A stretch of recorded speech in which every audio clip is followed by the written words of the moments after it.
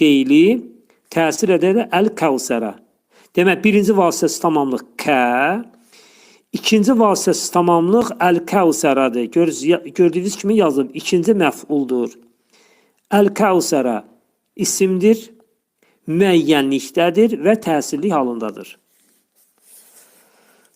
Fasalli li rabbikə vənhər. Nə deməkdir mənası? O halda namaz qıl. Namaz qıl. Rəbbinə və qurban kəs. Fəsalli ətif hərfi, bax burada fə bağlayıcıdır. Üstə gəl əmr feili salli, bax bu salli əmr feilidir. Feili illət hərfinin düşməsi ilə məczumdur. Yəni burada bunu demək istəyir ki, əslində salə feilindəndir. Ləmdən sonra bir yə hərfi var idi. Burada fəsalli idi, axırındakı yə hərfi var idi.